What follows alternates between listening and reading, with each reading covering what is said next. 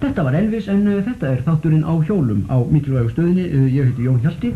Hingað til okkar í hljóðstofu komin góður gestur en það engin annar en Magni Ormsson.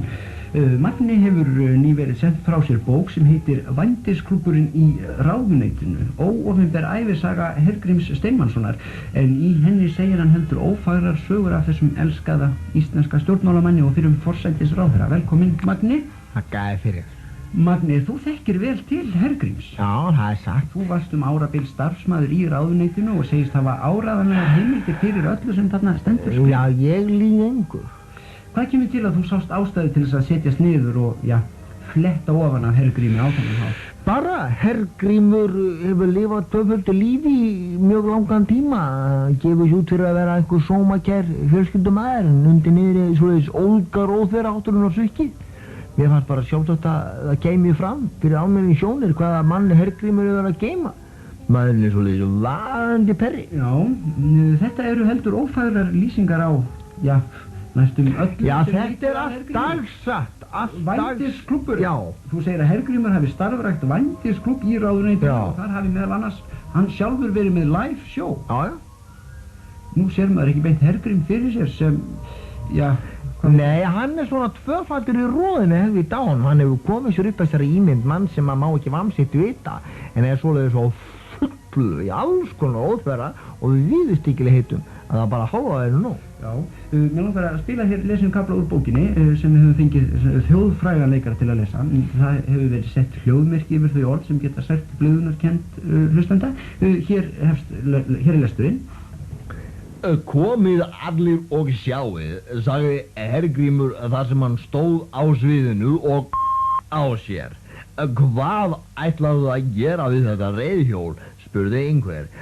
Gott ef það var ekki ráðherran. Það skal ég sýna ykkur, svaraði Hergrímur og settist upp á hjólið og á sér. Og þetta er ógeðslegt, hrópaði ráðherrafrúin. Kysstu mig á, svaraði Hergrímur og greip á einni þjónustustúlkunni og hana og út allt gólfið. Það var svoleiðis orðið rennandi og þá fór það leið. Það fer vist ekki fram hjá neinum að þetta eru ansi, ber orðar lýsingar þótt svæsnustu orðin hafi verið tekin út. Og svona var þetta bara.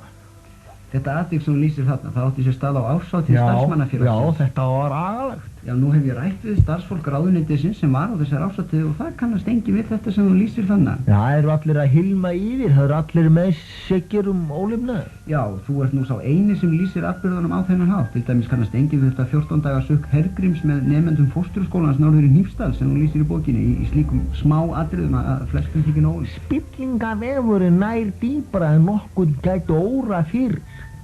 Engar opinbera stofnanir og óhildar. Ráðuneyti, skólar, sjúkrahús, jafnvel ekki dagheimili. Og bókin þykir einkennast af hefnigirni og andúð á Hergrími. Nei, það er ekki það. Nú varst þú rekinn frá ráðuneytinu með skít og skömm fyrir að ljúga upp á sjálfan þig morðhótunum og að þú hefðir orðið fyrir kynferðislegri áreitni á vinnustað af hendi eiginkonu Hergríms. Það er ekki það.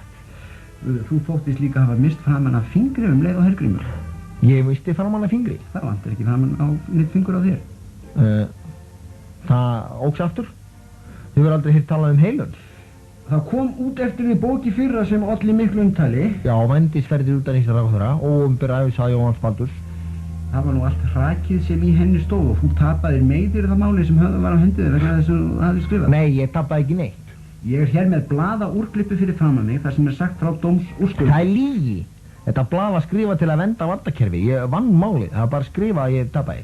Lígur blaðið? Já, þetta er alveg líga pressa. Þetta er eftir að halda fram á Morgunblaðið segir rangt frá dómsúrskurðum frá Hæstarétti. Já, þetta er einnig með homma sem minna þarna á morgun. Homma? Já, og lessur.